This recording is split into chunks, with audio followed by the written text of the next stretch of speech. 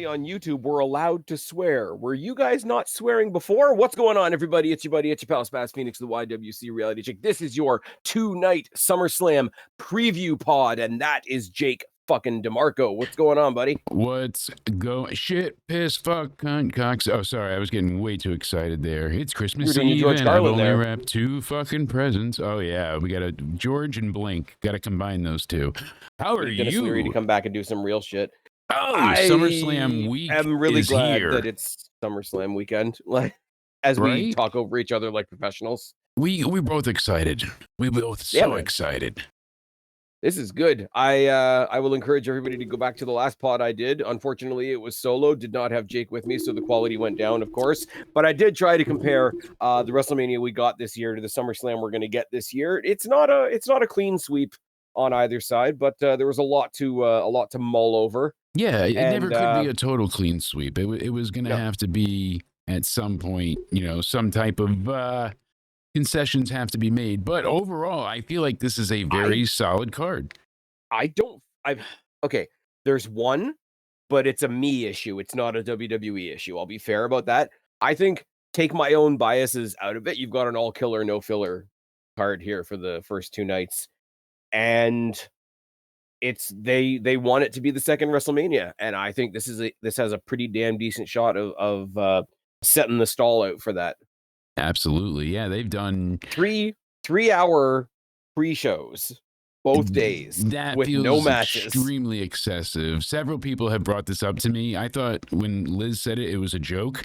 And then Cody came and he's like, "Did you hear about the 3-hour pre-show?" I was like, "Oh, I thought people were exaggerating. That's legit." He's like, "Yeah."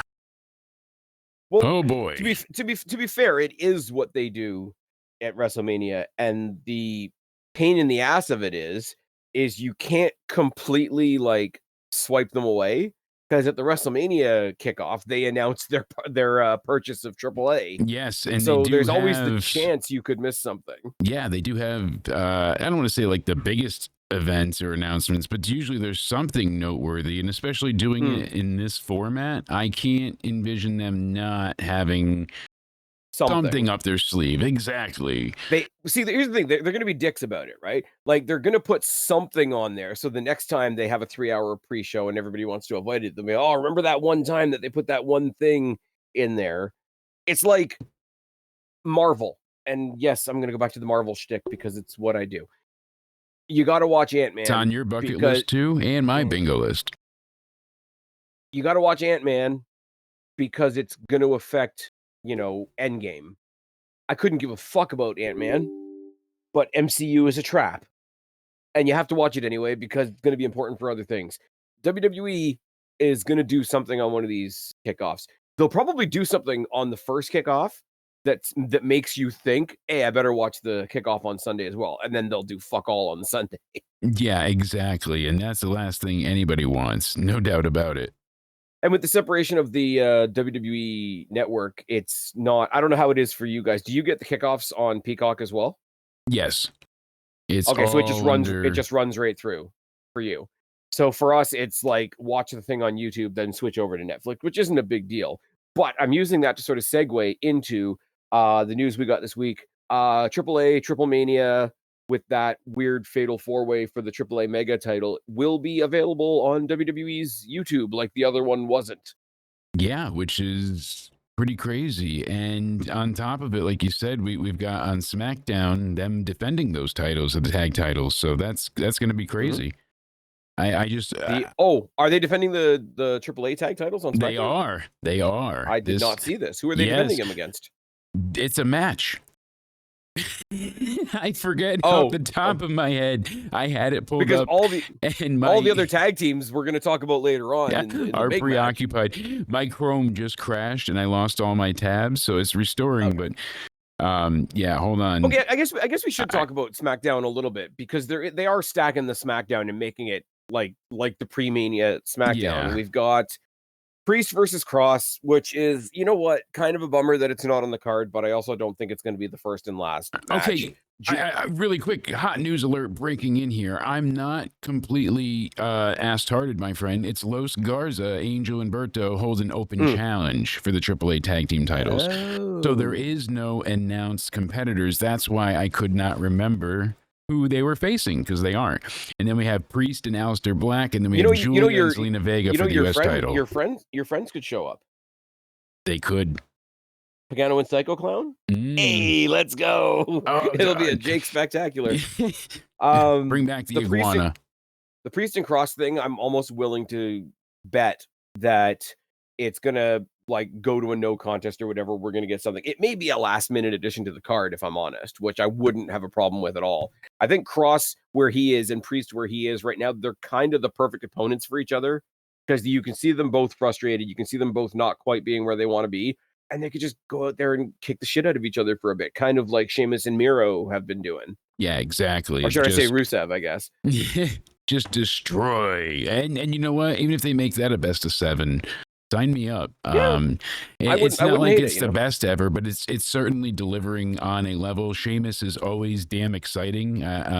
His matches are typically excellent. I don't feel like that's a hot take. Some people make it sound like one, but... I know we've gone back to it quite a bit, but like the old days of like bad Monday Night Raw when they just kept on running Buddy Murphy versus Aleister Black. We need to find Aleister Black another opponent like that where they can almost just play off that, mischievous grin. We just kind of like kicking the shit out of each other. Yeah. Rivalries.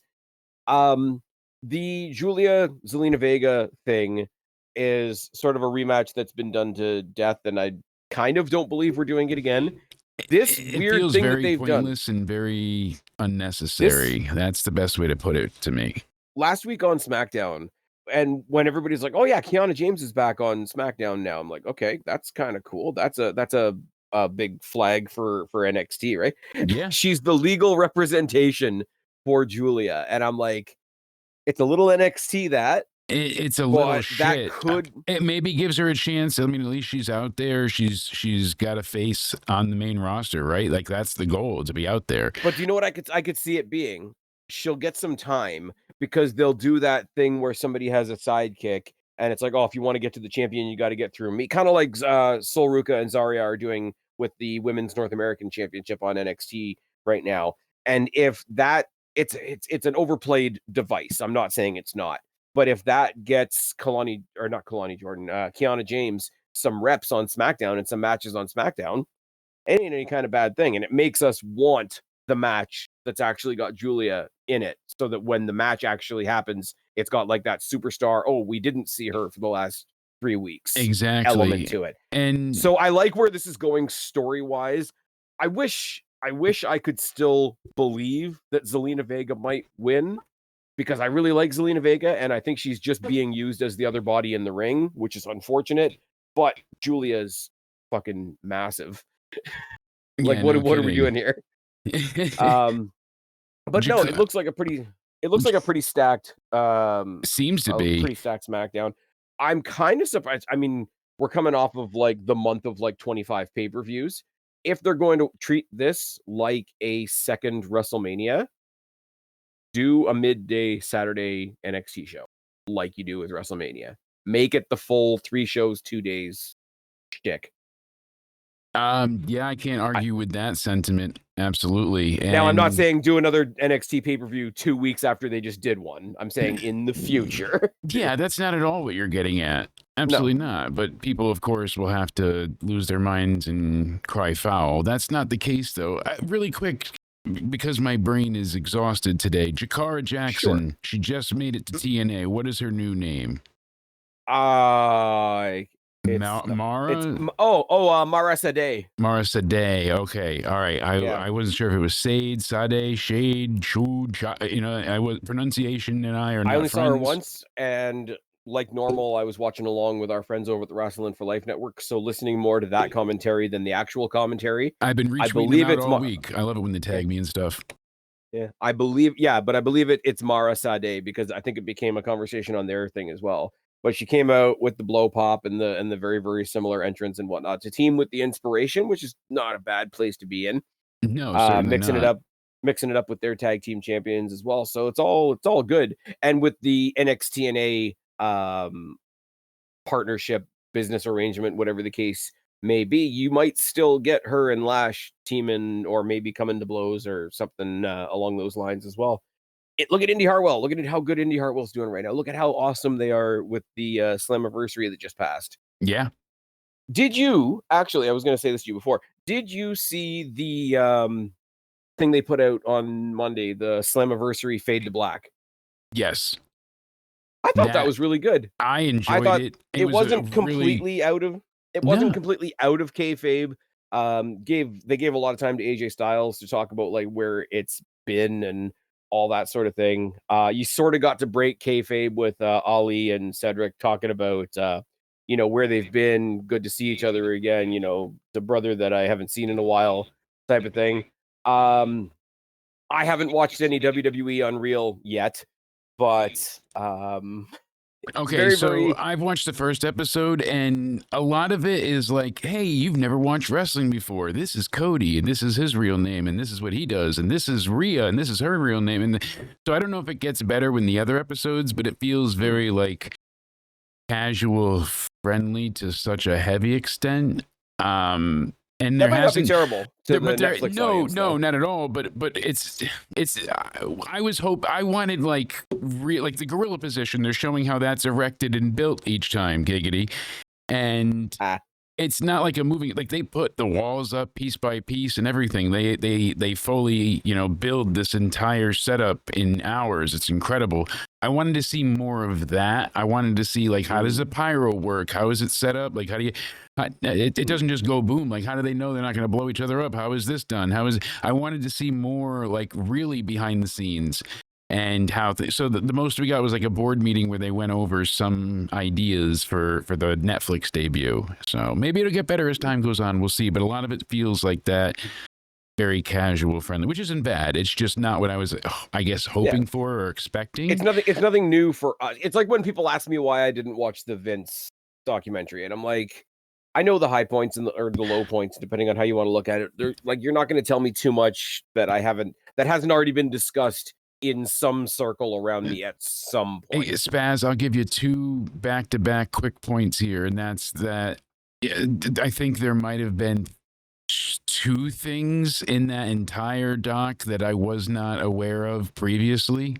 Yeah. Which with all the obvious, Vince isms and the one where Paul Heyman told a story about Vince and Shane, and Vince pulled a knife out on dinner and gave it to his son. Was like, "You're gonna have to kill me if you want the business, because I'll never get out of your way. Are you gonna do it?" type thing. Yeah, I had heard that, but I had heard like lighter versions, like not so like, oh, we couldn't tell if he was kidding or not. Not like, oh my god, he's doing this for real type thing. But it's one of those like, it's the same as like I've told you, like my youngest brother has like sort of hopped on board with the wrestling stuff, and he which did is it awesome. a lot through like he's got 1 or 2 people that in his circle that watch it, but also he was watching like Dark Side of the Ring and stuff like that. And it's like, oh, you should watch it. It's really good. And I'm like, I don't doubt that it's an excellently made show, but I don't want to see only the bad side of this thing that I go to when I'm already having a bad day.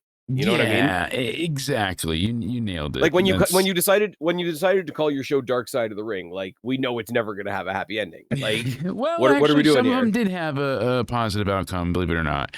But typically, no. Yeah, but general theme, general subject matter, and all that kind of thing. But yeah. General excitement around the whole thing is great. Obviously, people are throwing around there. Oh, I can't believe this person's not on the show. I can't believe that person's not on the show. Okay, let me tell you something. For the people out there that don't, maybe it's their first day being a wrestling fan. If somebody is being given a whole lot of time to talk about the fact that they're not being used, they're about to be used. Yes, thank you. I'm just tossing it out there. Anyways, let's me stop being a dick and we will hop into the card. Tiffany Stratton versus Jade Cargill singles match for the WWE Women's Championship. What are we saying? Ooh. Yeah, see, I think Tiffy's time is up. I think they're going to give it to Jade because I had worried about where the cash-ins would come from, and that's already handled. So I think with what they're handling, how they're going, and what they want out of it, I really feel like this is a Jade-focused bout, essentially. You know, and especially with how it's been booked so far. You know, she just Queen of the Ring. That's it. Moving onwards. That's it, folks.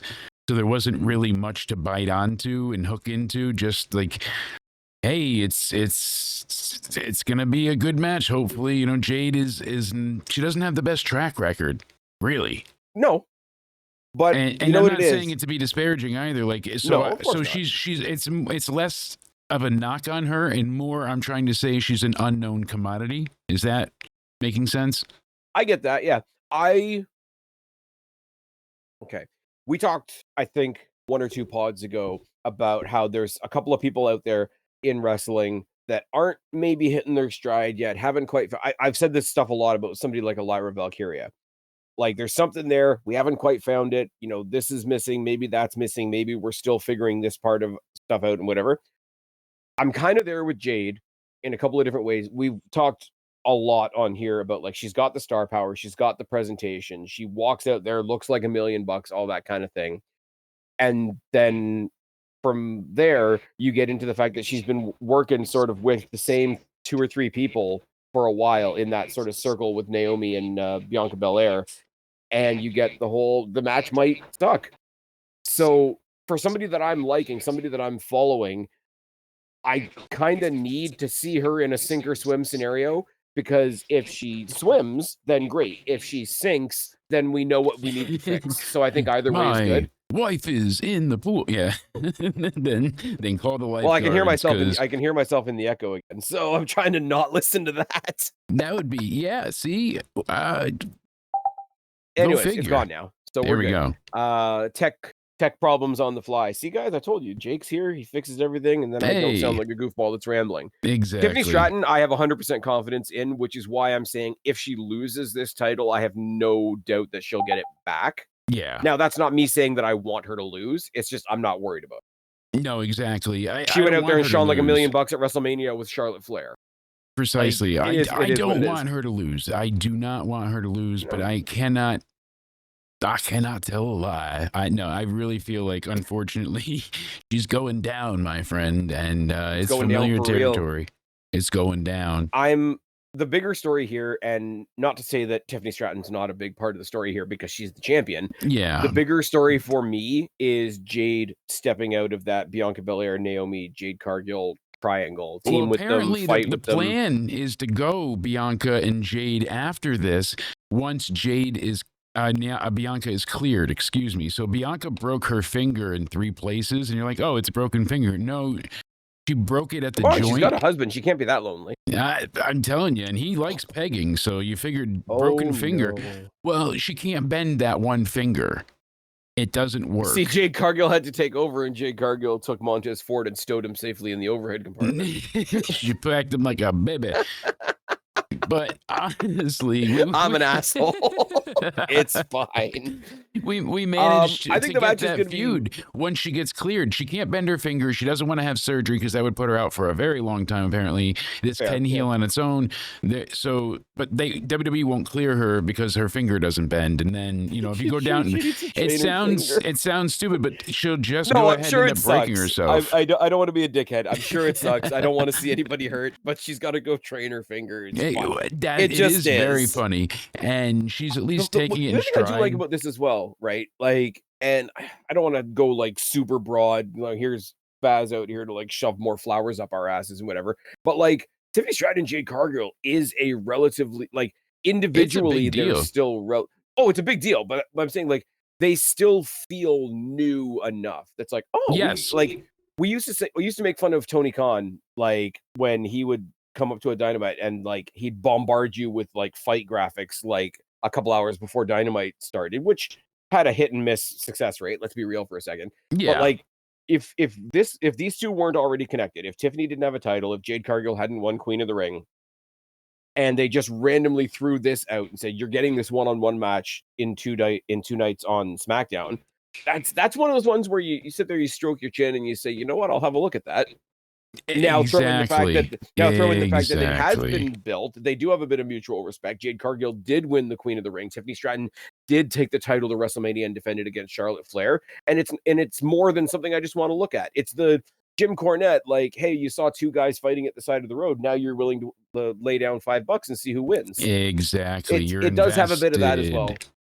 I have no. There's not a ton of story, obviously, but there are things here, like you said, that make it interesting, and especially with the.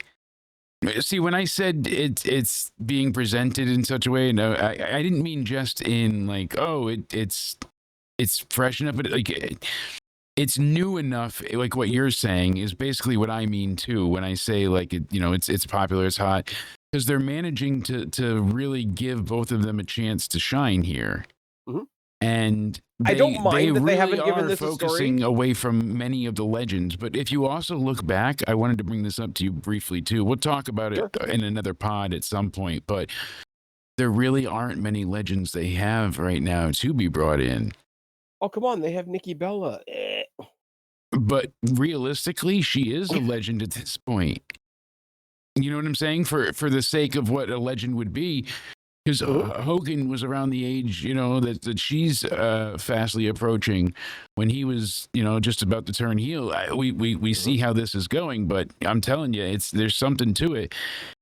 I don't know. I'd rather have more Trish and less Nikki. I'm just putting that out there. I don't argue that either. With the women, they have more talent to pull from, but for the men, I'm not going to say anything not a about lot of stars that left. So it just shows I'm not Vince gonna say didn't build any more talent for that long. That's my point. I'm not going to say the match was bad, but you saw the 4-on-4, like Tony Khan would call it, the all-star 8-person women's tag on Monday Night Raw, right? Great match for what it was. Io Sky, Rhea Ripley, Stephanie Vacour, and Nikki Bella was the babyface team. One of these things is not like the other. Like, what are we doing here? I just said if you took Nikki and Naomi out of that match, you could have had a really awesome trios match. But anyways, moving swift. I love the fact that Piper Niven's been getting some love this week online as well. Yes. She always goes under the radar until she's in the ring and everybody goes, oh shit, she's good. I wasn't a crazy fan of Raw. Honestly, I know, shock, gas, horror, surprise, but I will say this, all of the matches for the most part had a very Hogan build-esque feel to them. Did they not?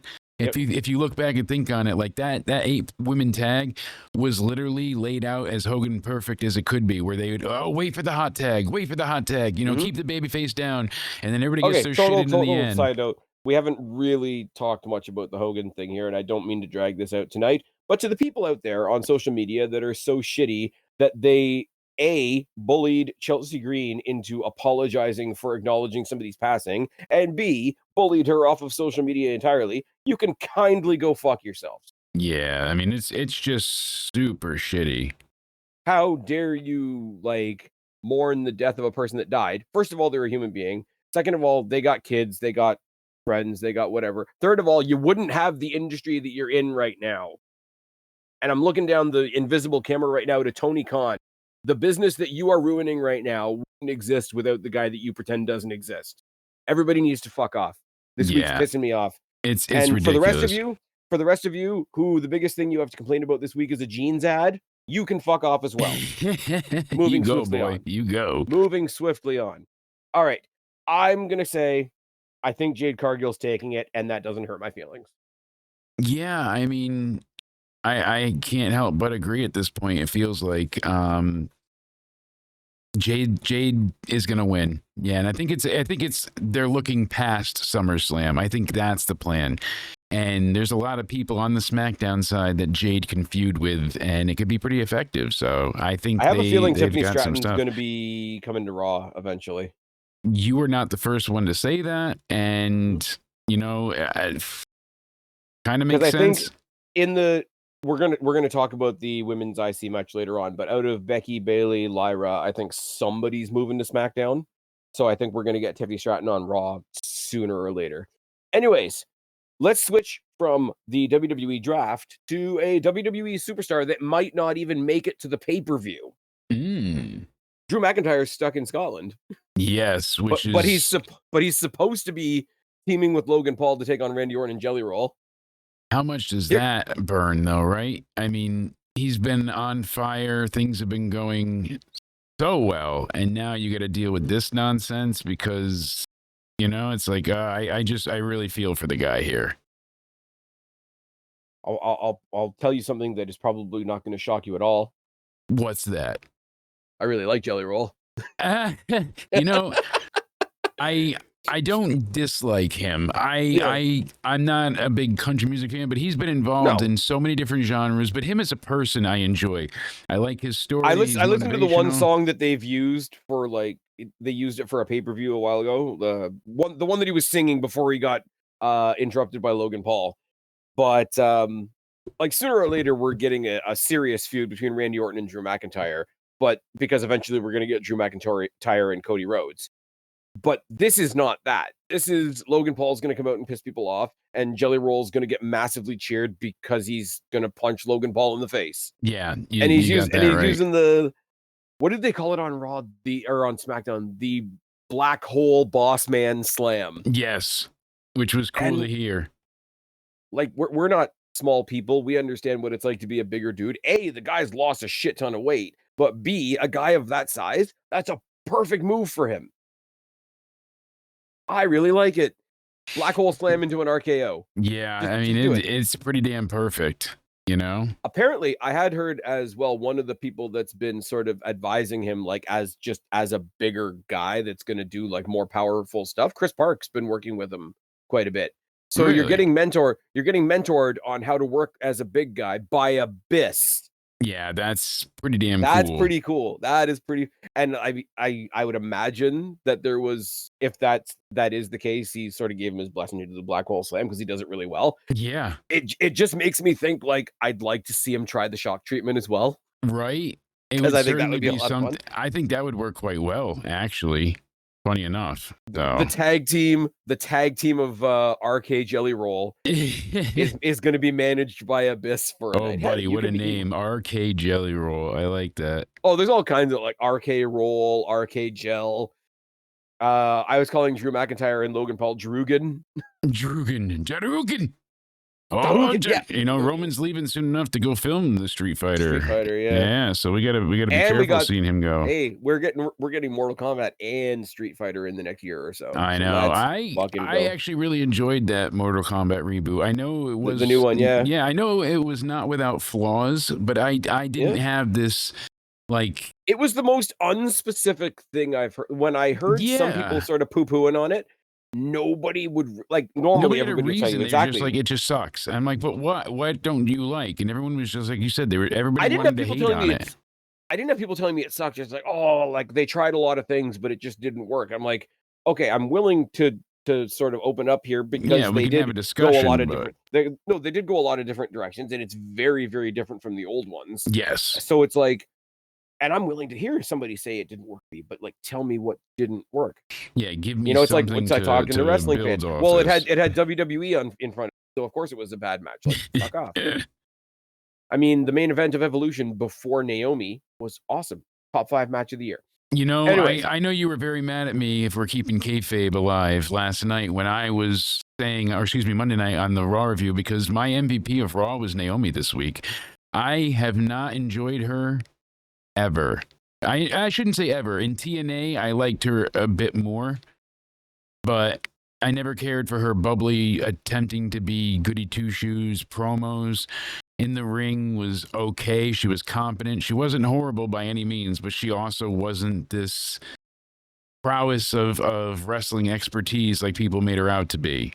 No. Granted, go through it all, that there's more to it, but the heel turn, her promo, besides the laugh, she needs to tone that back. But she's got the audience jumping into the promos for her, the new entrance, the look. I like it. I like the way she wrestled as a heel. She was much more slow because she wasn't I don't mean slow in a bad way. Like she took her time. Methodical. And yes, methodical, perfect. Very tired brain. And Yeah. she was like everything was very intentional feeling, and she wanted to keep dishing out punishment rather than just win. So it was a cool way to have that all be seen. And I was like, I know you blew up my phone on the stream telling me how much you wanted to kick my ass for saying it, but Naomi was my MVP. Yeah, I know it burns you. I'm sorry, cringe. friend. She's so cringy. See, And I just didn't find it that way. And usually I'm a, but you know what hater. she's doing, and and this isn't even an I'm AEW. sorry. No, this isn't even an AEW dig. This is a very, very simply no. But you know what it is, right? Bianca Belair is not my favorite person. We've had this discussion. I see what she does for some people. She's an incredible athlete. She's by all accounts a great person. You know, her and Montez do like even more like community outreach than what they do just within WWE.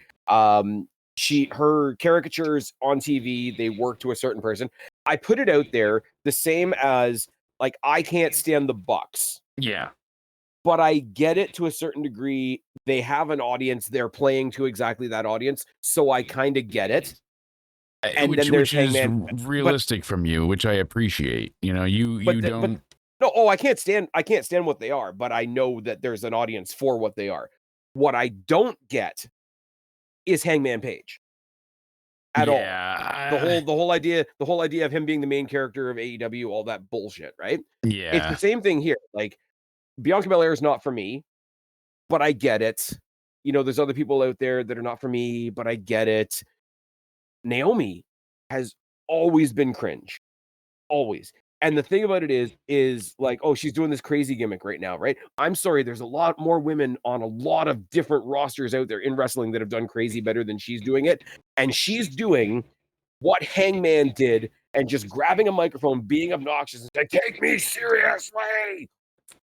Yeah. It's like they're so for two characters that are so different, they are so similar in that regard to me. I didn't see it as that, but I don't dispute what you see either. See, I was able to enjoy it. I'm not saying you're wrong. You know that. Oh, I know you are. It's okay. Yeah.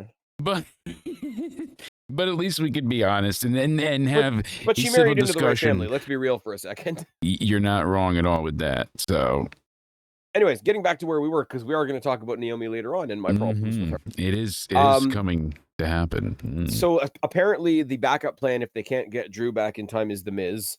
And putting The Miz and Logan Paul back together is almost a WrestleMania callback at this point. Miz kind of feels like the guy that would be involved in a celebrity match, so he kind of fits in that way. He fits very well, and I don't well, except like what's I don't hate it because I'm a Miz guy, whatever, right? But like you put Miz and Randy Orton face to face with each other, and you got to tell me real quick why I should believe they're about to punch each other. Yeah. Other than the fact that it's The Miz and he's got a punchable face. They hate each other. I won't mind it, but like it's not the story. Exactly. It's Randy Orton and Joe Hendry at WrestleMania. Awesome for all the reasons that we've talked about. Mm-hmm. But of course, these guys aren't going to knock each other's blocks off. They have no reason to knock each other's blocks off. It's one of those, right? Exactly. I think Jelly Roll is going to pin Logan Paul. And I think the actual, I shouldn't say the actual wrestlers, but like the wrestlers, quote unquote, of each team are going to be a non-factor because they are going to draw out the serious Randy Orton, Drew McIntyre thing, probably in Paris. Yeah. No, I think you're. But I think Jelly Roll's going to get the win. It's going to be. I think it's meant to be taken lightly. I don't think we're meant to take this like super seriously. So in that regard, Logan Paul's going to go out there and be a dick with a punchable face, and Jelly Roll's going to be a nice guy that punches him in the face. And it works perfect, right? I mean, really, honestly, it does.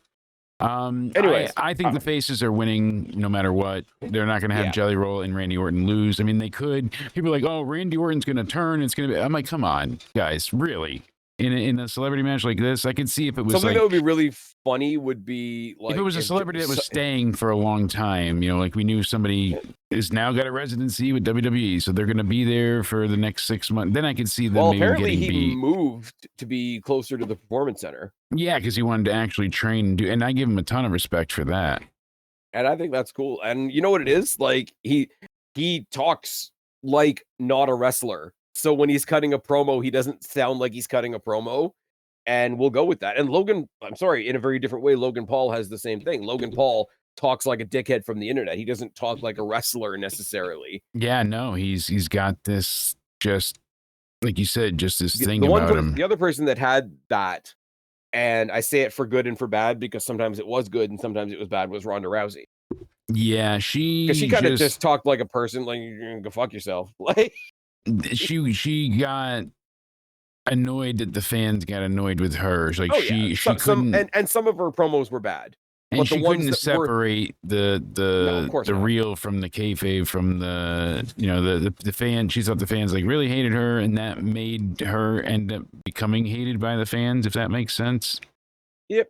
And then Sadly. she did the switch that most people do and went from making money in WWE to making money shitting on WWE. Yeah, in spite of. It is what it is. Yeah. All right, Funny. let's talk about more awesome women, because I don't know if you know this or not, WWE has a pretty awesome women's division. The Judgment Day, Yeah. Raquel Rodriguez and Roxanne Perez, or Rax and Rox, as I've been calling them, because I'm an asshole. Yeah. Defending against Alexa Bliss and Charlotte Flair. Now, before we talk about the match, Charlotte Flair and Alexa Bliss works. So I'm gonna be completely honest with you. This is the first time I have been excited for face Charlotte Flair ever. Throughout all my times and with wrestling, I have never enjoyed a Charlotte face run until now. The rehab that they put her through by having her work with, you know, Little Miss Big there is just truly fantastic. It has been enjoyable. I think we said it over on your stream after Evolution, when with the women's tag team 4-way match. I can speak, I swear. The, by God, hot tag to Charlotte Flair, right? One of the loudest pops. What's your biggest surprise? Because I asked the guys over on the other stream the other week there. Bigger surprise this year. The, oh my God, hot tag to Charlotte Flair, or the babyface pop that Dominic Mysterio got winning the IC title at WrestleMania? No, definitely Charlotte, because Dom has been booed forever without people ever actually truly booing him. Like, that's not anybody's real intention. They like him. It's just fun to drown him out with the boos. It became almost like a competition of like, how much can we drown him out? And I'm sorry, his babyface pop for attacking Vikingo at AAA. Yeah. But it worked. And again, it worked. Why? Because they knew how to read the audience. And Charlotte, they got lucky. It wasn't about reading the audience, you know, until that point. They were like, all right, we'll put them together. I doubt it'll be anything good, but we'll try it. And holy hell, it worked. You know, just we weren't expecting it whatsoever, but lo and behold, it freaking worked. And I will say that they're doing that AAA match that we're getting, now that I've distracted myself, Dominic Mysterio, El Hijo del Vikingo, El Grande German Luchador, and Dragon Lee. Yes. That's the 4-way, right? Yeah. At Triple Mania? Mm-hmm. That's bizarre. Yeah. Everybody's all of a sudden reacting very positively to the German that's pretending to be an American, that's pretending to be a luchador. It's a thing, right? Dude, every now and then you just gotta stop and be like, I fucking love wrestling. I know. And how do you feel about the other luchador, really? Oh, it's Pete Dunne. I know, but how do you feel about him? I feel like once he gets unmasked and goes back to being Pete Dunne, he's going to team up with Charlie Dempsey, and that's going to be Charlie Dempsey's call-up. And then, conversely... Wow, I wasn't thinking about that. But here's my thing as well. This is my theory coming out of NXT last night. Yeah. You unmask, you make Pete Dunne into Pete Dunne again. Okay. And he teams up with Charlie Dempsey. They make a pretty kick-ass tag team. I do not know what's happened to Tyler Bate. He disappeared into the ether. But who did Charlie Dempsey just break up with team-wise last night? Tavion Heights. Mm-hmm. Who does Tavion Heights kind of remind you of, who's not wrestling anymore because he got injured? Jason Jordan? Yeah, absolutely. Reform American Alpha. I couldn't remember his name with Chad Gable, yeah. Chad Gable and Tavion Heights versus Pete Dunne and Charlie Dempsey. Sign me up. Somehow you had a way of turning that into something that I absolutely want to see now. Crazy. Good. And I'm trying to keep us on Ren point, Sinclair has but to be the referee. that's even Yeah. better. I Honestly, really want Charlotte Flair and Alexa Bliss to win this. I agree. I don't think they're it's going to happen just yet. See, I'm on the opposite side. I think they're Okay. going to give them the titles because I probably they won't win, but I'm predicting it, not only just because I'm trying to will it into existence, but also because I'm unsure what they're doing with the Judgment Day. We don't know if they're going to break them up finally in the sense of, turning on Dom, because Finn was supposed to turn on Dom at Night of Champions. We had that all confirmed, and then we didn't, and a bunch of shit happened, and it was like, hey, now what? And okay, there's 2 different Judgment Day matches on either night of the weekend. And I have a weird we're going to talk about the other one in a second. I have a feeling that Judgment Day either has a really good weekend or a really bad weekend. Either they lose twice or they win twice. I don't know where I'm getting that feeling from, but I feel like it's an all or nothing weekend for them. Yeah, I can see that. I kind of wish that they had saved the LWO match from Raw for SummerSlam, because there's only 6 matches each night. You could definitely bump up one more. It's supposed to be WrestleMania size. It's fine. But they're the team that has all the gold. If you're going to make it a big Judgment Day weekend, have them defend all the gold. Yeah, you would. But that's just a minor gripe, right? Because you can't get everything on. I really want Charlotte Flair and Alexa Bliss to pull this off. I don't think it's going to happen. It probably won't happen, but for right now, I'm like 51-49 calling it for the Judgment Day. Yeah, I see that. I'm going to go the other way. I'm going to go with Alexa and Charlotte winning because the reaction would be incredible. People would go nuts. That's what I want, to be fair. Yeah, and I think it needs to happen. I honestly feel like that's the because I'm sure the wrestling it's a total side note, but I'm sure the wrestling world will act entirely normally about Charlotte Flair potentially being on all 3 shows. Yeah, no, they'll be very normal about that. Absolutely, bud. I think they win the titles, but Alexa Bliss gets attacked after the match. She gets injured. Charlotte Flair needs a substitute partner for the next pay-per-view in France or whatever, and they bring in Tessa Blanchard. I quit. You're a clown. Sorry, I had to walk out. That would Psycho be stab me in the heart again. Imagine the basically the French, she's a racist chant. They turn it into a whole thing. She's a racist. Oui, oui. Oh, she's racist. She is racist. She's racist. She is racist. And TNA still pushes her. Nah. Clap. I kind of love the fact that it's like the louder they chant it, the more TNA is like, oh, you want more Tessa? Do you have more Tessa? I really like the Tessa Blanchard Indy Hartwell match from you kind of turn that into a chant there, that you want more Tessa, you can have more Tessa. The beast, more Tessa. Anyways, moving swiftly on. I like that we differed on that one though. But I think they're gonna win. Here's the thing, like we're not differing. We both want the same thing. But I'm willing to be the idiot to take the bait. Yes. I just feel like WWE is gonna make us wait a little bit longer, because initially it's like Sami Zayn joining the Judgment Day. Like the Charlotte Flair Alexa was only supposed to be for Evolution, and then they were gonna fight on this weekend's card. And then and Charlotte and her went back and said, no, I think this is actually working. Okay, here's my favorite stipulation of night 1. Sami Zayn versus Karrion Kross. Okay. And as it says here on Wikipedia, if Kross wins, Sami Zayn has to say the words, Kross was right. If Sami Zayn wins, Kross has to say the words, I was wrong.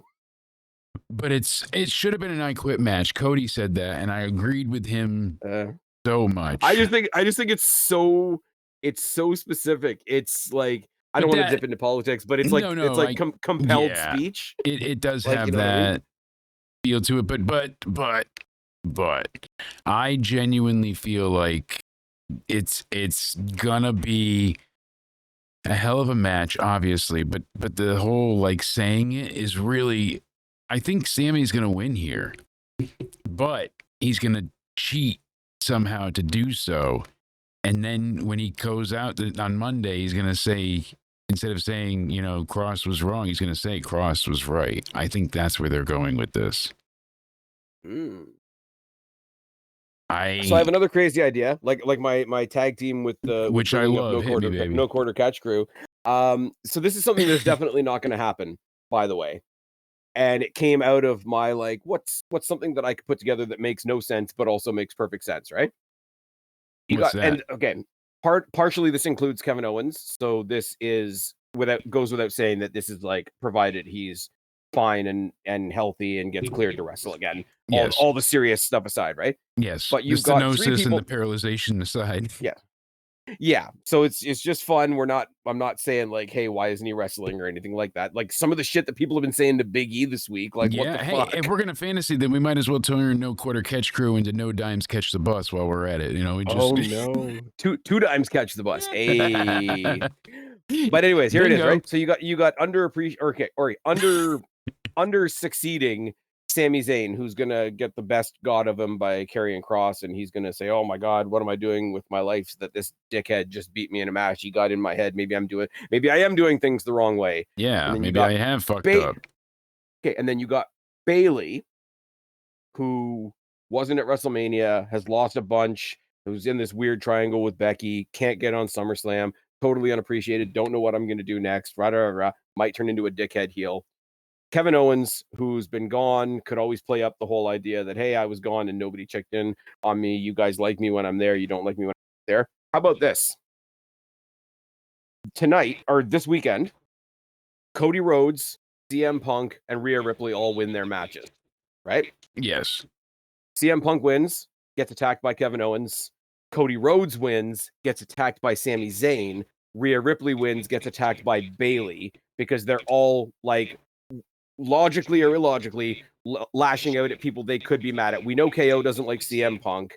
We know Sami Zayn could always go along with the, hey, I've been struggling. Where's my friend Cody been? And Bailey could be like, this is the biggest star. If I want to be a star, I have to take her down. You go to a place like Paris. You do heel Sammy, KO, and Bailey versus babyface Ripley, Punk, and Cody. Interesting. Never happened in a million years. No, but it is very interesting. You figure, like, damn. Because you put together a heel team that everybody would be behind, because everybody's like, yeah, we've been all struggling with you. We got you. We got your back. Yeah, exactly. Except it's Cody, except it's Punk, except it's Rhea Ripley. You know, Rhea Hogan and CM Punk Hogan, even though he hasn't really been given anything. Cody, who's the next Cena, who was the next Rock, who was the next Hogan. Yeah. Anyways, I don't know. I got that in my head, and as soon as I started rolling with it, I was like, oh, yeah, this is never going to happen. Why am I putting this awesome idea together that's not going to happen? Why is the rum gone? Anyways, where did it go? I need Karrion Kross to win this. Yeah. Not even for what it means for Sami Zayn, but like, give Karrion Kross a win. Kross has to win this. I was just going with an idea for like fun booking, but I think Kross has to win here. Like, how could he not? I mean, genuinely so. It has to happen. The only way he's losing is if the rumor is true and his contract is up and they haven't given him a new, and this is just his out. Yeah, I mean, that's not impossible, as you know. I think he's already signed, honestly. I think there's lots of works. I think there's lots of works happening right now. Putting it out there. All right. Interesting one. And this is the one that I kind of struggled with when I was doing the solo pod last weekend. Roman Reigns, Jey Uso, Braun Breaker, Bronson Reed. Yeah. It's a very interesting, before we get into who's going to win, it's a very interesting match because Roman Reigns and Jey Uso are stepping down in a couple of different ways to work with these guys that are going to be the next big things. And Braun Breaker, who's awesome, who everybody's behind, everybody got on the wave before barely crested, and Bronson Reed, who's just awesome, and is just going to kill people. So, like, two of them are coming down and two of them are coming up in exactly the perfect way. And Paul Heyman he's the manager of one team, but he's kind of like the narrator of the whole story, which is, I think, something Paul Heyman doesn't get enough credit for. Yeah. I think it's insane. I think the people that have said, hey, you had Jey Uso as your world champion for 5 seconds, and now he's being little cousin to Roman again. I think there's a little bit of credence to that, but I also think it's over thought. Yeah, it's overblown, absolutely. It's overblown, but I will say it's not completely without merit. It's not without merit, but it's also very overblown. I feel like it's like Braun Breaker's going to kill somebody. Yeah. I mean, eventually one of those spears is going to go through somebody's heart or asshole. It's happening. You know what it is? There's the running around the ring one that he does that everybody likes. There's the one where he's like in the ring and he like moves the ring because he's like trying to build up the momentum or whatever. The best spear he does is when he's running down the ramp. Yes, every time because he's not even using his legs. Exactly, he's like jumping. He's like sailing down the ring. He's gonna kill somebody. I think we're gonna have a moment in the match where like he's just handing out spears and he's accidentally gonna spear Bronson Reed. Like I think it could be like that crazy. And even after he spears his own partner, he still gets the win because everybody's dead. The decimation that they showed at the end, and yes, I'm using hyperbole a little bit. The decimation that they showed at the end of because you're pretty dead on there. I mean, think about it. They stole his fucking shoes. Yeah, that's what I'm saying. Like they street irked him. That's what happened. I mean, they fucked that boy up. Okay, but because here's the thing, right? I turned off the TV and I turned off like you know watch along with the Wrestling for Life guys. Go check them out; they're awesome. Absolutely.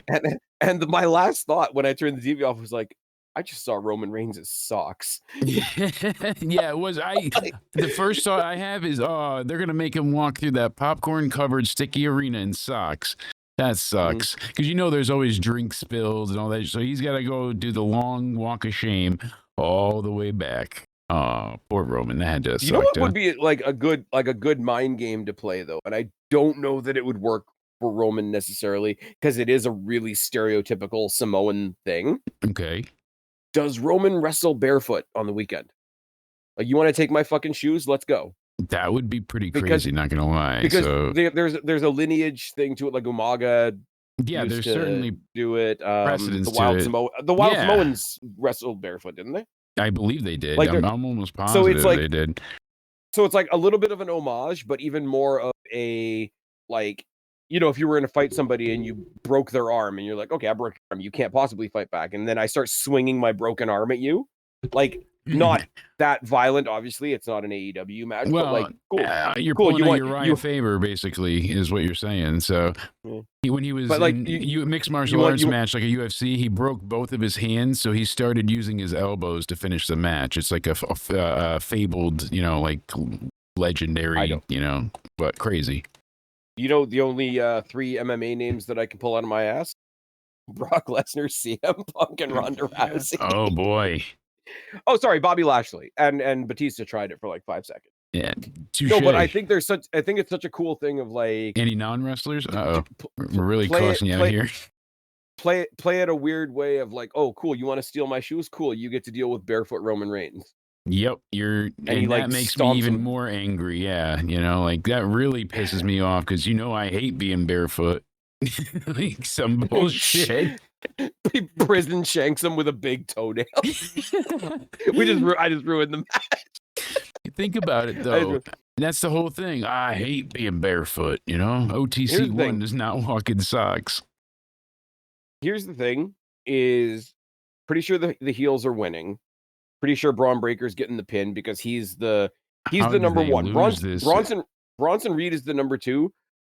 And you know it means Jey Uso is eating a pin. And of the 4 guys, and I would say even over the heels, Jey Uso is the one right now, as far as public opinion and everything goes, in certain circles, who can least afford to take a pin. Yeah, because because you could pin Roman for the rest of his career, and it's not gonna hurt him. But that's why I think Roman, Roman would be taking the pin, I think, for the shock factor of it from Braun Breaker, which will lead to them having a one-on-one match because that was planned for SummerSlam at one point. And then Seth got injured. You think Breaker pins Roman? I think Breaker pins Roman. Originally, I was going to say Roman's going to win because it's Roman, but the more I actually try not to be straight analytical and I use my WWE mind, it feels pretty much how you just laid it out for me. Like, it seems like that's going to be what goes to fruition. That's going to be how it tracks. You know, but I just am a If they little let bit Braun opposite Breaker from pin you. Roman Reigns and like pin him clean, I don't mean perfectly clean. Obviously, they're heels. Obviously, they're going to cheat, but like without wrapping a chair around his head or something like that. If Braun Breaker Yeah. moderately cleanly pins Roman Reigns, I will tip my cap to WWE because that's a ballsy move. I think they're going to do it because Roman is willing to put people over. They lost Seth, so this group, if they lose here, like they really feel directionless, and it hurts them bad, right? Like, I don't want to say they're buried, but it's certainly it's not a good look at all. It's going to be a hard fight and a bad reset because that's what they're in. They're in that reset stage right now because Seth's hurt. I don't think It's a it work. kills I them. think he's legitimately injured as well. Like, I'm making that as clear as could be. I don't think this is story. I think Seth I don't got think hurt. it kills any. I don't think Roman Reigns pinning you kills anybody because bro was like whoever else carried whatever other belt, he was the guy I for totally get 5 that, years but the straight. way the internet and not just the internet, but the Yeah. fans' minds work, it's wins and losses aren't like the be all end all. Granted, yes, anymore, but there is a What it point does, to it where it does give you a mindset. Like Solo is kind of ruined for me, even though they present him, because I feel like all he ever does is I just think Solo's lose. found a better version of himself now, though. As soon as he stopped taking himself seriously, he got better, and we're going to talk about that match in a second. What it does is it's a half measure, right? Yeah. Braun Breaker is going to be the next guy. We're waiting for him to take the next step. If Roman pinned him, it wouldn't be knocking him down the ladder. It would just be saying he's not climbing up the ladder tonight. I agree So with it's not you, but not a not a lot it's of not a fans are going to see demotion. it that way. To me, I really feel like fans are Hey, just guess going to what? be like, Last time I checked, you and I were the only ones on the pod. nah, oh no, absolutely. But I'm saying It, general he'd be WWE stationary. is what He would be I'm referring stationary, to. and stationary would be frustrating to a lot of people, and I get that. The Yeah. people that would say it would be knocking him backwards, I would say, are again blowing it a little bit out of proportion. Yeah, And I don't see it I being think it would backwards, be but it's going to be it would hurt them in the eyes of the fans, I believe, if they lost this, especially coming out of Seth being injured at main yeah, event. Like, they need something big here, and a lot of people think the other way is going to go down because of how it ended the other night. You know, typically whoever you see get beat up yeah. tends to be the opposite, you know, of the one winning, and I could easily see them Or in doing this it, but particular case, or in this particular case, because Roman Reigns is seen as such a giant in the WWE right now, did they do what they did on Monday to make a Roman Reigns defeat more believable? Because yeah. there's occasionally where that's the People story feel as like well, it's right? impossible. Yeah, exactly. Did they do Because that to show how what powerful they are? bad guys can do something that's not illegal in a match, but it's still like you fucked up his ribs Yeah. on Monday. You fucked up Jay's ribs on Monday. So, okay, a spear is a legal maneuver, but you just speared him 6 times. You're a dickhead. Yes. Like cheating without cheating, He if was that makes sense. already dead. Yeah. Oh my god. Oh my god. The other thing I need to see, because they need to underline the fact that Jey Uso is not playing second fiddle to Roman Reigns. Yes. I need to see Roman Reigns come in through the crowd with Whoa. Jay. Oh, gotcha.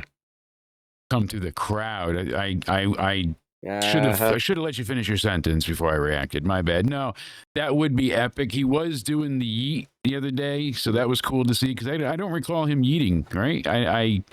He yeeted once, right? Yeah. when they all came back together, and they did it on the taped show, which was dumb because that should Yes. have been a huge moment, and Yeah. everybody saw it on Twitter before they saw it on their televisions. I knew there was some chicanery Yeah. to it. Thank you. See, this is why I love your memory because I can't remember what day it is. Never mind when this stuff happened. Anything So else? Yeah. yeah, you feel me. All right. What Next goes match, around is sir. all around. I'm sorry, this is my main event of the weekend. Sorry to Cena and Cody, but it's Cena and Cody. Yeah, I'm with you. Mine too. Okay, we're gonna do a 2-step thing like we did with Gunther and Goldberg. Okay. I'm not asking if he leaves the building with the belt, but do we see CM Punk win the title? Yes. I think Punk's gonna get it. I think, especially watching a little bit of the Unreal and seeing some of the, you see how him and Triple H have their mindset. I know they want to do something with Gunther, but Punk has also lost quite a bit recent times. You know, if you think about it, he's gotten some defeats with Cena and whatnot, and Chamber and Mania, and the guy's just kind of racked up mostly losses, except over Drew. But Ah, I'm curious to see what Drew comes of Drew it. has lost the match of coming back to To America. America, yeah, you've lost life at that point because the TSA isn't playing around.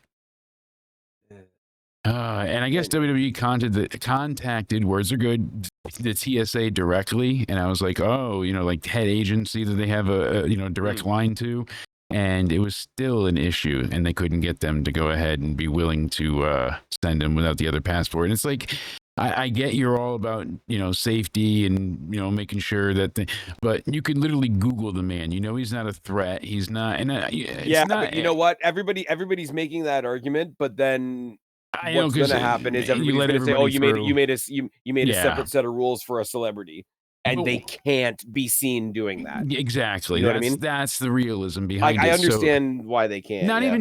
even just like bending the rules. It's that he has the wrong passport. He only had the European one, not the American one. Yep. And I'm like, I get it, but at least you have the passport. That really shouldn't matter which one it is. It's your fucking passport. Like that's the stupid shit. Yeah, but you know that what? drives me nuts. From their point, like, and I hate to be that guy that says, hey, they're just doing their jobs, but they are just doing their jobs. And if you don't have the passport they need, then you don't have a passport. Like, Yeah. at the end of the day, it sucks. Like, I was looking forward to the Drew match and whatever. Mhm. But no, getting back to this, I mean, no disrespect to Gunther, but Yes. like, it's Punk, man. I'm glad we see eye to That's eye.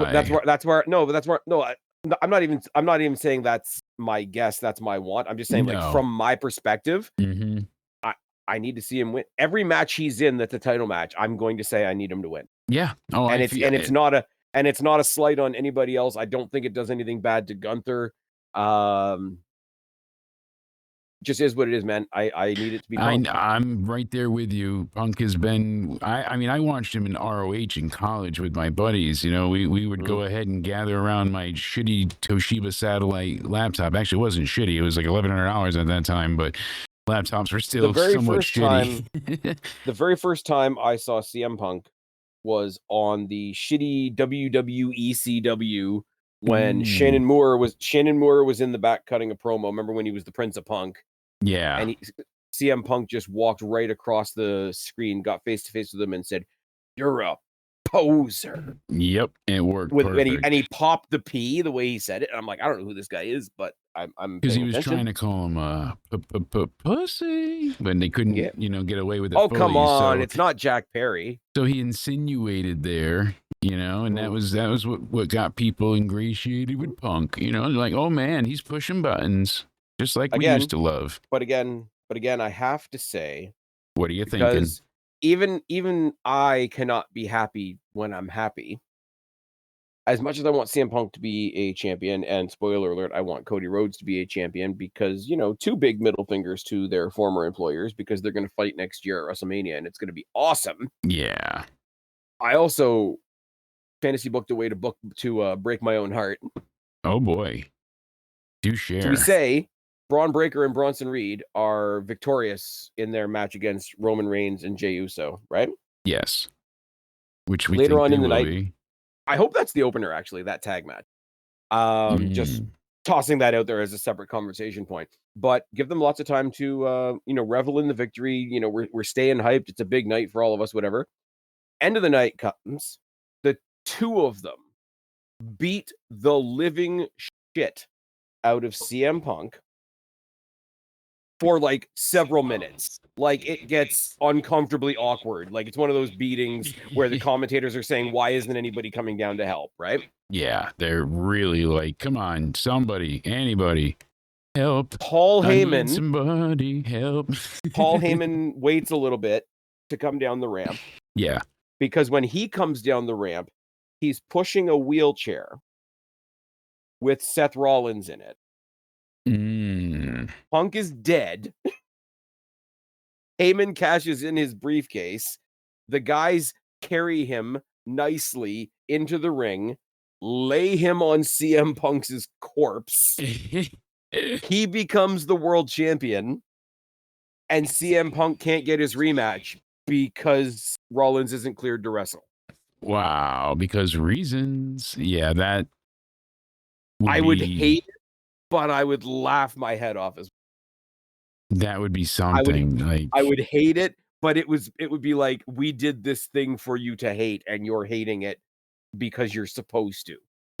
But yeah, CM Punk's winning. If the Rollins, and I'm with you, I don't think it's a work. If the Rollins thing is a work, if the Rollins thing is a work, it doesn't make any sense, and I will criticize it to the hilt like we did last week. Yeah, it doesn't. But if it's not a work, it makes sense at all, honestly. If it's not a work, CM Punk needs to leave with that title, because they've brought him to almost the promised land enough times now that the people that are on my side of the fence on the whole CM Punk issue are going to get pissed eventually. Oh yeah. And it's going to be like, what's the comparison I was working with earlier today? Do you remember when Roman was still champion and they did the whole finish the story thing, and it became very, very, very clear that the story is going to be next year Cody wins the belt off him at Mania? Yeah. What it did was it told you anybody that faced Roman between now and then, don't bother believing in them. Pretty much. I mean, that's... So I don't want... I mean, it's going to take a lot for them to do that to CM Punk. But CM Punk wins. I think Gunther's... As much respect as I have for CM Punk, this match is going to be Gunther making CM Punk look like $1 million. Because Gunther's on form right now as well. They've only had 2 promos against each other because, again, it's kind of like Jade and Tiffany. It's not that these two have like a searing issue or whatever. Jade Cargill won the Queen of the Ring. Therefore, she gets a title shot. Yeah. That doesn't mean they hate each other. That means they're fighting over the same piece of gold. Exactly. CM Punk won a 4-way. They don't hate each other. They've actually been sort of like snarkily respectful to each other. They're fighting over the same piece of gold.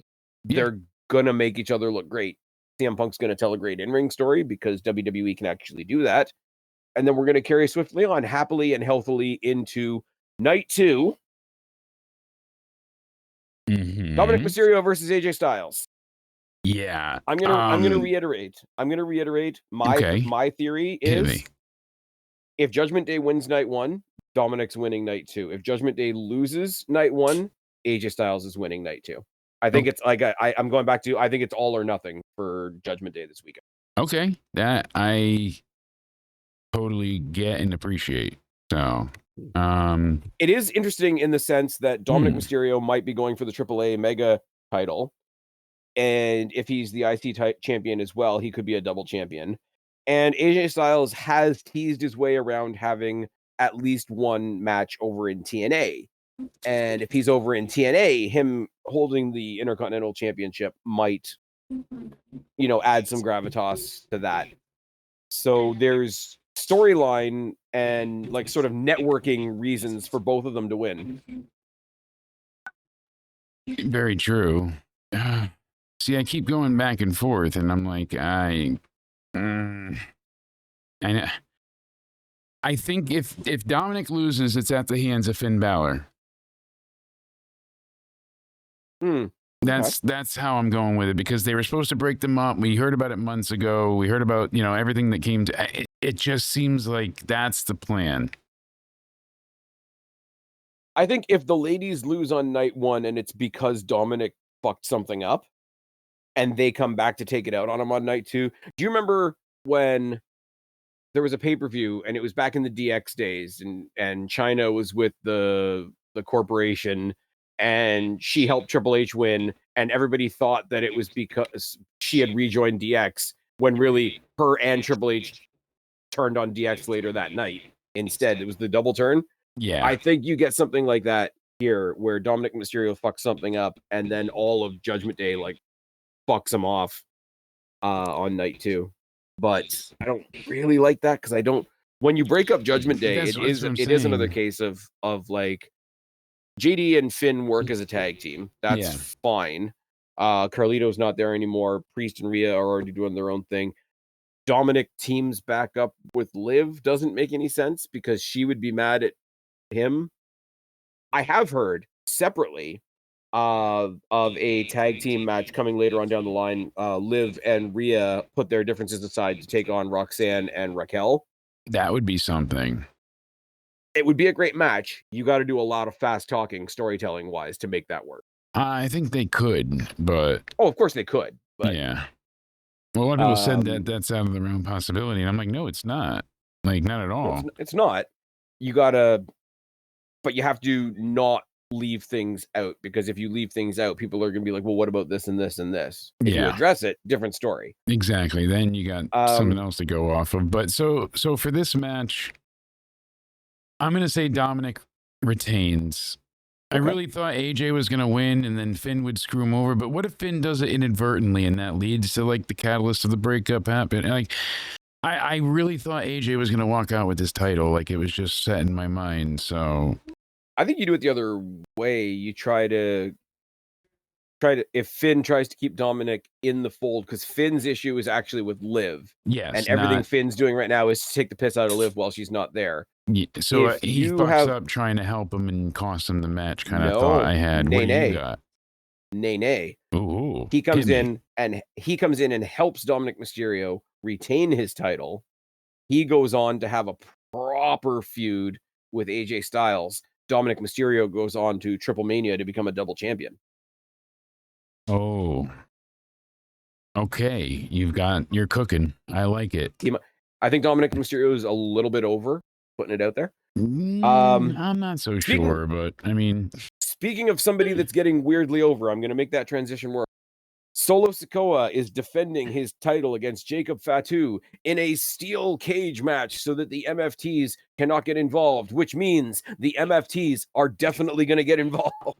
That's the problem. And I like, people were saying last night to us, oh, why don't you have, them go ahead and put a roof on the cage and all this. And it's like, because that's a hell in a cell. Like, we need, I see what you're going for. You're not crazy, but we just do the Kennel from Hell match. Yeah, something where you put the cage in the cage on the cage with the rage, and they got to do something. It's not quite as good as putting Chamber in the Dome. No, not in Toronto. I won't kill us with a playing, but yeah, I don't give two shits about this match because I don't believe in Solo at all. I feel like Jacob is going to be outnumbered, and I think he's going to get the U.S. title back. They just wanted to have Solo hold it for a little bit so that when Jacob won it back, it's a big deal at SummerSlam. So Jacob wins eventually. Even though he's outnumbered, he overcomes the odds. That's my guess. I got another story for you. Hit me, please, because we've already talked about night.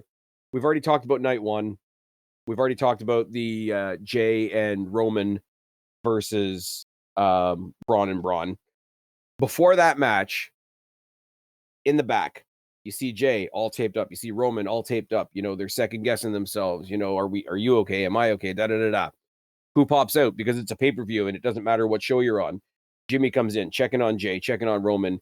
Hey, you know what? If you need me, I got your back, but I know you guys have got this, right? They go out, they lose.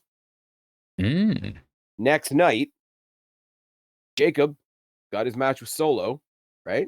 Yes. The rest of the MFTs are going to be out there. How many MFTs are there in total? 4. Jacob Fatu's getting, double teamed. Out comes Jimmy. Jimmy and Jacob are getting their asses handed to them. The match gets thrown out because it's way too crazy, and I'm okay with that. Jacob gets help from Jimmy because they've established that. Jimmy's getting his ass kicked. Obviously, his brother comes out to give him a hand. Roman comes out last. 4-on-4 stare down. There's your War Games match. Damn. Okay. I think I like where you went with it. I think that I know the MFTs are seen as like a much lesser team, and the Bloodline is the Bloodline plus Jacob Fatu. Yeah. But I mean, JC Mateo is a big guy. Tongaloa does stupid shit sometimes, like crashing cars. Tala Tonga, I don't think we've seen in a match yet. And Solo is Samoan Miz at this point. He's really good at having a punchable face. Yeah, you're not wrong. I don't know. I know what you say, like you can't take Solo seriously, but I think they've switched gears so much from the guy that you're supposed to take super seriously to fuck, this guy's a dick. And he just keeps on getting bigger and bigger people to stand behind him. So you get enough people to knock the other big people down, and then you knock down the last pin. Speaking of pins, speaking of kingpins. Uh-oh. What happened to Tony D last night? It wasn't his night, huh? Big ominous shadow to end off the show there. Yeah, that is interesting. Certainly, I'm curious to see where they go with it. Because apparently, it's almost really that would make sense. That's what people are saying, because it's like, okay, obviously he was looking they gotta have somebody gigantic. So they're like, I heard he's going back to Noah, but that would be cool. Yeah, but they have a working relationship now. I mean, Tavion went there. Exactly, they can make it work. Yoshiki is from there, and he's like as NXT as anybody else. Yoshiki's awesome. I don't even care. Make Yoshiki and Tony D a tag team. That would be. I went shopping on the discount, like older merch stuff on WWE.com. Oh, I thought you were going to say Yoshiki is like the discount. Oh, No. I was on WWE shop, and you know how, like, okay, older shirts, they get thrown into like, oh, go to the $10, go to the $15 category. Yeah. I got the old mugshot T-shirt of Tony D when he went to prison. That's awesome. And Stax had to run it just says free Tony D. That's a badass shirt. Got it for like $10, and like, what the hell do you ever see on WWE shop for $10? How do you beat that? I got one shirt one time for like $7. It was the Dean Ambrose Asylum one. Oh, I have that. Yeah, with the DA that looks like the I love that shirt. And when it got here, my mom had like opened it, and it was like right before her birthday, I think, or right after, one of the two. And she was waiting on a package herself from Amazon, but then she opened it and she's like, "Oh, you got this for me? Thank you so much." And I was like, that was my shirt. I was all right. Happy birthday. Like, how do you be like, no, that's not your gift? So she got me. Her and her deafness. I'll put you up on this one. Yes. I predict there is no winner. I predict the match doesn't even start. I predict there's so much fuckery that there isn't even a match. Maybe if you want to take it that extra mile, they brawl so much like one side of the cage falls over or something, so you can't have a proper cage match. I'm predicting this match doesn't start. Because you're going to get interference from people. You're at least going to get the big Tongan team there. Yeah. But you I don't think there's going to be a winner, and you care. So this is a really interesting match. You're not wrong. So that's kind of like the thing here. Shit. Like I'm just not wrong, man. You're just an asshole. Well, what it is that I'm so. I see what you're getting at. I'm going to stay with Jacob getting it. That's it. I'll stay with that one. I won't be picky. Okay. I'll stay with my original go. And you have anything to say about everybody freaking out that like LA Knight hasn't somehow squeezed his way back into this match? Right. That's a thing. That's a thing. Apparently, that he's not gonna. He just beat Seth, and now he's not on SummerSlam at all. So it's. He beat Seth, but it is sort of covered over in that like nobody really won that. They just needed to end the match because somebody was hurt. Yeah, but keeping with kayfabe, obviously, you're like, keeping with kayfabe, yeah, but I don't think it really mattered. I think it's just like he wanted to buzz around Seth and do something with the guy that's not even on his same show. Which transitions us very neatly into Rhea Ripley versus Io Sky versus Naomi for some reason, where they did, I'm going to repeat exactly what I said on the podcast that I did over the weekend. They repeated the exact same mistake as WrestleMania. They promised us Rhea Ripley versus Io Sky, picked somebody from the three-way feud on a different show and dropped them in. They did it again with Naomi. They did it the first time with Bianca, made that triple threat match. Now, I will say, as I said in the previous pod, that three-way was awesome. It still doesn't mean it made sense. They did the exact same thing this time around, except they used Money in the Bank to do it. Yeah, and that's kind of the thing. Like, it was like, yeah, you know, and And Mrs. Uso can fuck off. Mm. Anyways, moving swiftly on. Rhea should win. Rhea should win, especially if they're heading into Perth. It'd be cool for her to have the belt going into Australia. I'm thinking about Paris. I'm thinking about the Paris audience because you got to remember as well, whoever wins this her and match Stephanie, is going to be defending against Stephanie. I was looking past that already, but you get my point. That's my sentence of the night. You get my point because you and I are pretty much on the same wavelength. But you know what I mean, though. Like if they went to Paris, right? Because they're putting a big push behind Stephanie Vacour, as they should. You've never been. Mm-hmm. Oh dear. Anyways, us rich snobs just talking about our trips to Paris. Il est vraiment phénomenal. La la la la la la la. I'm dancing in my chair. Nobody can see it because it's a podcast. Anyways, hey. So Rhea Ripley defends against Stephanie Vacour, and I don't mind a little bit of hot potato here, but Stephanie Vacour wins. Stephanie Vacour wins the title in Paris. Huge moment for her. With Perth coming up next, Rhea Ripley gets her rematch, and the crowd behind her because it's her hometown. She doesn't necessarily need to win, I don't think. The last time they did a pay-per-view in Perth, it was her and Nia Jax in the main event because they're technically both Australian. Yeah. Question mark? Yeah. Technically. Nia Jax is on NXT again. What the hell was that about? I know, right? Is this something? Is this anything? Is this baffling or what? And you know what, though?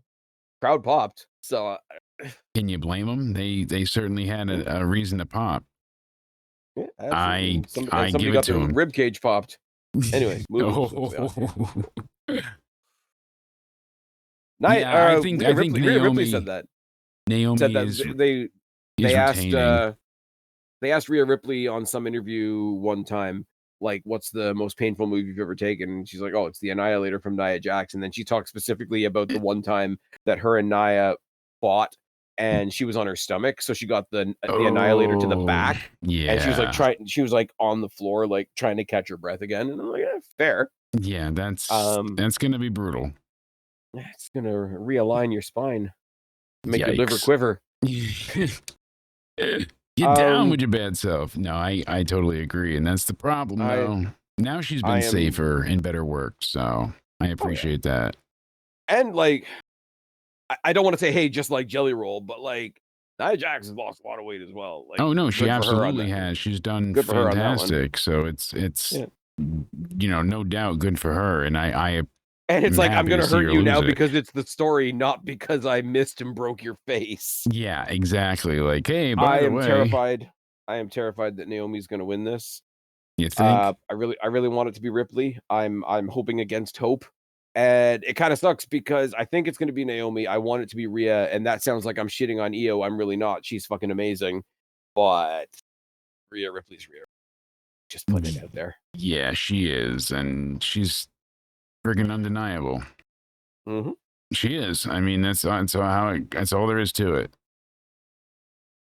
All right. Becky Lynch versus Lyra Valkyria. I'm going to say this nice and quickly. I think Lyra loses, because the whole idea that she can't fight for that title again is going to slowly work her up towards the main event title picture. I do believe Bayley's going to be involved. You're finally going to get a one-on-one title feud between Becky and Bayley for that mid-card title, and Lyra's going to move up because the two that are going to be fighting over that title have had the world title already, and they can just kill each other with a little bit of like three relevant horsewomen lore, and Lyra can shoot for the stars, and eventually Lyra versus Stephanie Vacour somewhere along the way. We'll talk about making me feel like I'm playing checkers while you're playing chess. Jesus, bud. But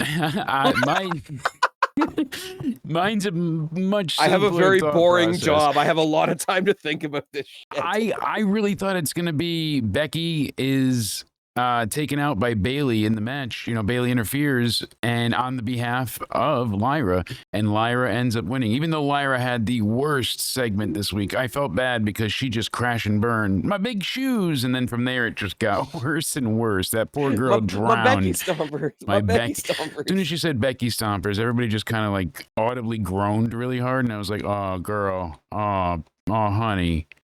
Don't listen to him. Like the indifference in that audience at that point was just, you could cut it with a knife, the tension. It was heartbreaking.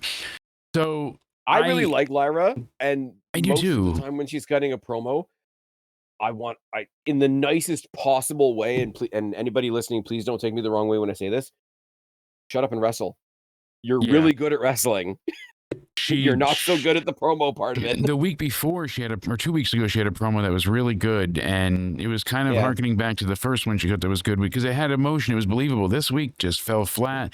I think because of the stipulation and her not challenging again, they're making people feel like, oh, Becky's going to win. You know, she won't get it. But I think what they're trying to actually go with here is that Bayley, because I don't see Bayley turning heel, and I don't see Lyra turning just yet or at all. You know, they might have. So instead, what they're doing is kind of holding fast hope, and we're seeing what can be done with Lyra as champ.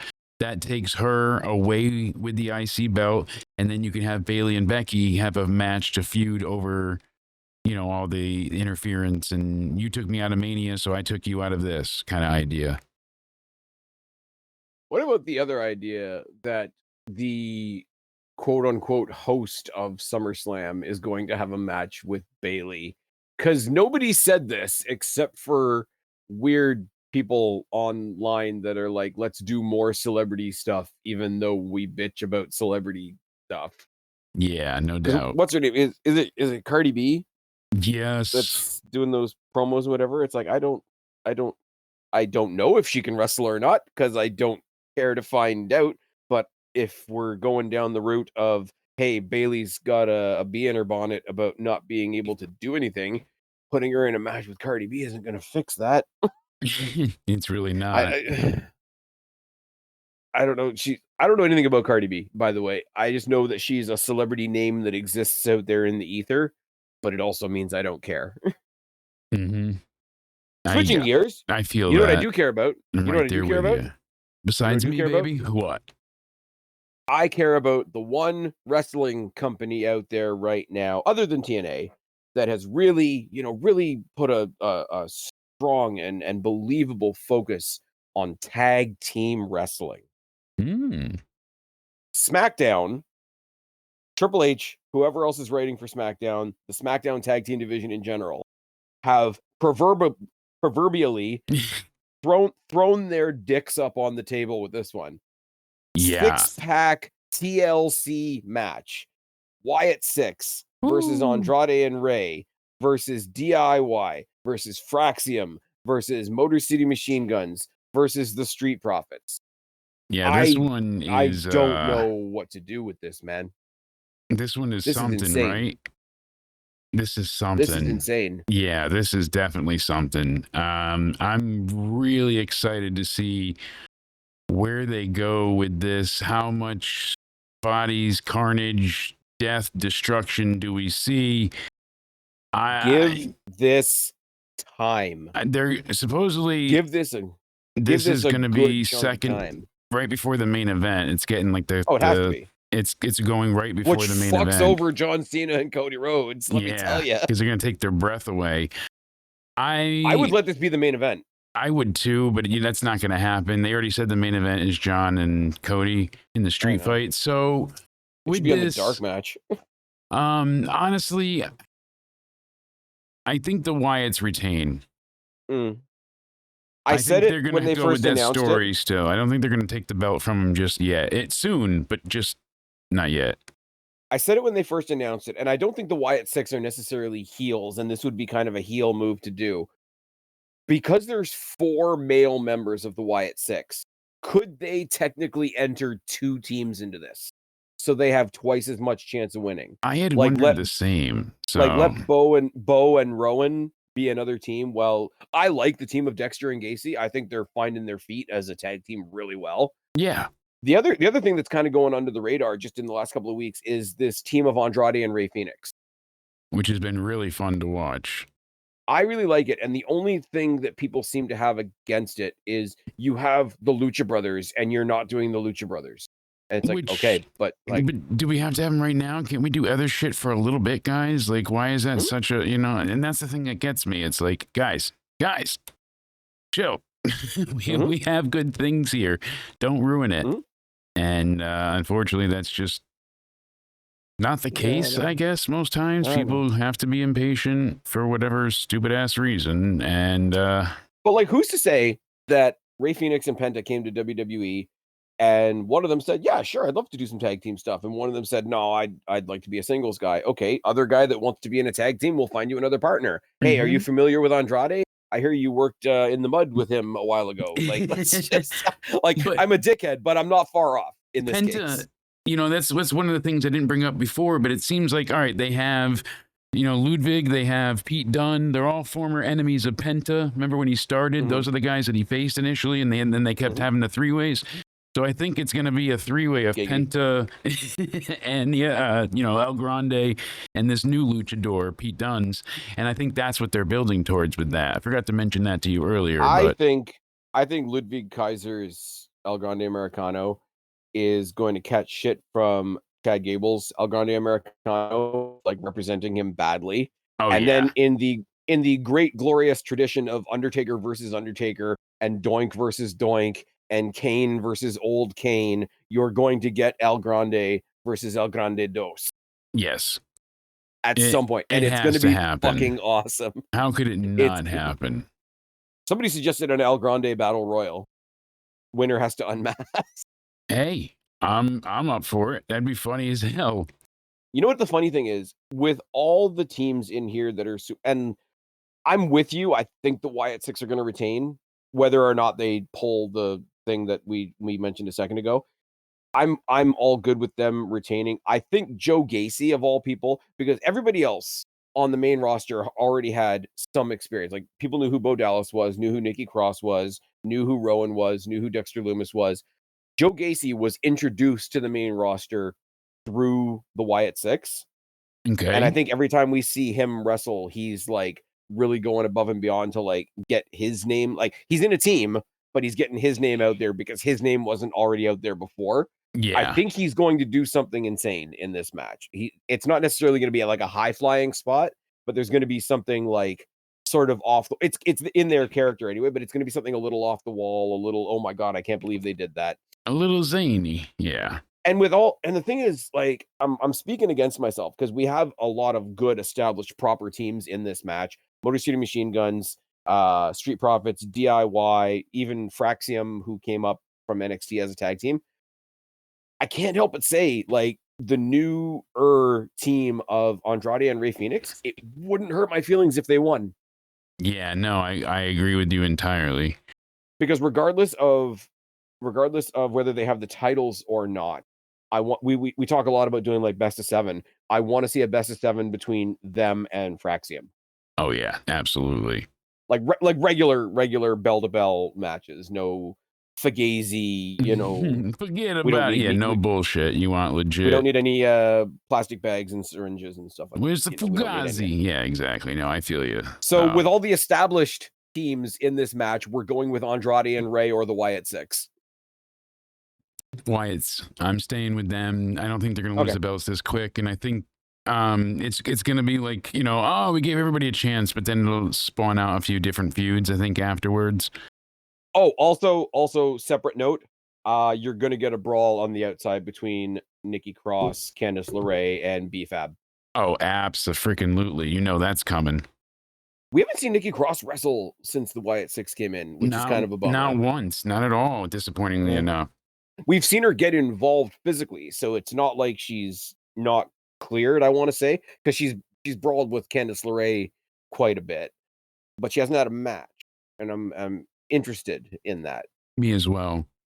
But yeah, and not to end it on a down note, but John Cena versus Cody Rhodes. I would play the Fiend intro, but then we'd get taken down by everything. I think it would be with all the behind the scenes conversations that have happened. If John Cena comes out to Fiend instead of his theme, that would be top. Just trolling the on trolling intro on of trolling. it. Yeah, just come out to the intro of it. The dun, dun, and then go nuts. I think that would be fucking perfect. Would be so funny. It'd be like Cody Rhodes coming out to Smoke and Mirrors. Yep. Whoa. Oh, here's something that you couldn't have predicted 10 miles away. Def Rebel occasionally uses AI. their music. No way. So apparently they did it with Me. the females' voices for the Fatal Influence song they found right away. Which is a bummer because Which I is a actually great do song. like that I theme. do. I was like, oh, go figure. This is one that I enjoy of theirs, and that's the one that, you know. Yeah. So what they did is they took that woman's voice. They took the free pack of samples. Yes. And she said she even said, like, I'm not even mad that they took my voice. I put out a free sample to be used. I just hate it. No, she said I'm not even mad that they used it. I'm just mad that they didn't credit me, like, ever. Yeah, because they used it without any. Like, she wasn't looking for money or anything. No, she put the shit out there for free. Exactly. So it should be this thing, and then they're like, yeah, if you're going to use it, you at least just tag it. They're like, you can't even do as much. So what they did though, they didn't use it. They used her voice. So that's how they used a little loophole version of it. So yeah. Like I said, they took the sample pack, fed that into an algorithm, and then turned it into an AI voice, which I'm like, come on, that's basically the same thing, but it's not. And in the eyes of the law, it is not the same thing at all. So they get pretty, like, it's touchy. It's a weird scenario. Well, they were still using it this week, though, so I don't think it means that it's been taken away. Yeah, they're not. I don't think they're going to lose the copyright or whatever it is, because they have the ownership of the track. I think it's just going to be, hey, this is scummy, and another reason out of many to get rid of Def Rebel, basically. It's about as silly as being mad because you found out your favorite singer is straight. Yeah. Anyway, hey! John Cena, Cody Rhodes. I don't know, and this sounds like such a cop-out, but this is one that I'm genuinely struggling with. I feel like Cody should win here, and John should just turn face for the rest of it, the remainder of his time. I feel like the heel thing is not a total failure, but it hasn't really worked. It never reached the level that it could have, sadly. And maybe not even too much of a fault of his own, just how the booking was handled because of The Rock's involvement and that getting fucked to begin with. Everyone thinking, oh, it's got to involve Rock. It's got to involve, Cena's got to be tied in with Travis Scott and all that shit. I know it, to anybody listening, it must sound like I'm always splitting hairs, right? I don't think it's so much a matter of, oh, The Rock has to be involved. It's the fact that it was never explained. So much of the booking told you The Rock was involved. Well, yeah, I mean, and besides him being there, like, past that, they did nothing with it, so they never explained it either. They just like, what? You're crazy.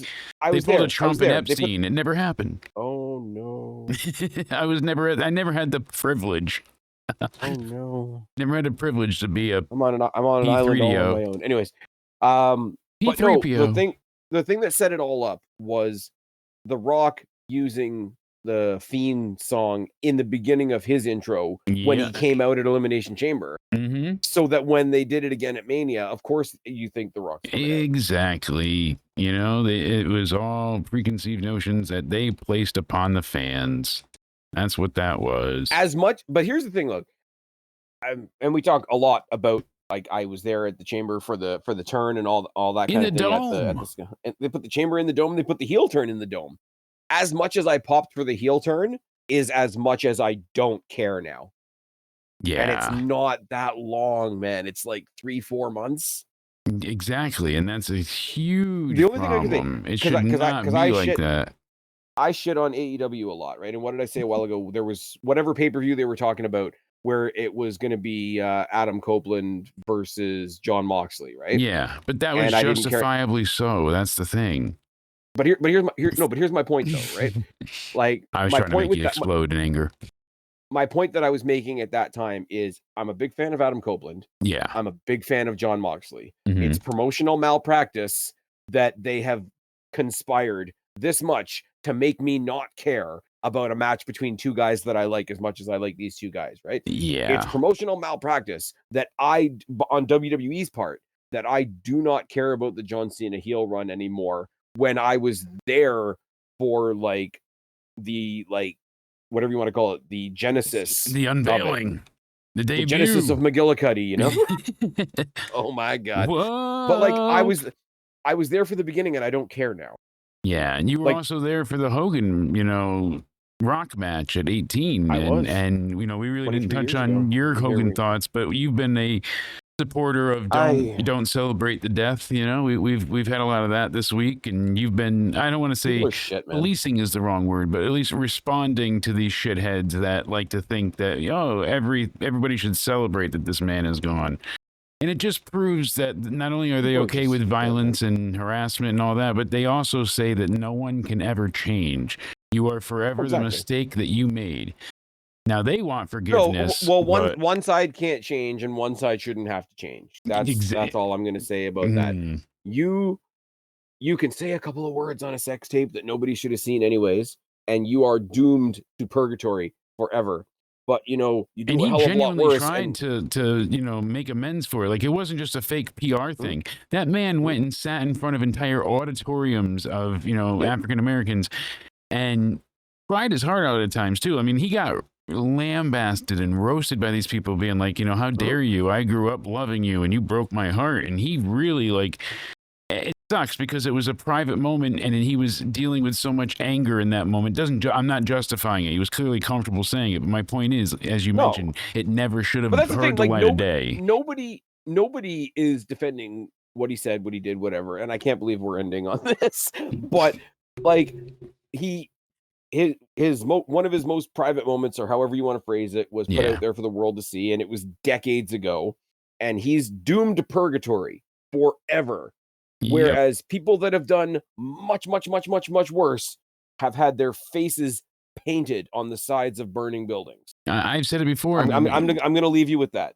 Stone Cold Steve Austin got arrested multiple times for beating his wife, and here we are. I'm telling you, it just matters. Luck of the draw, right?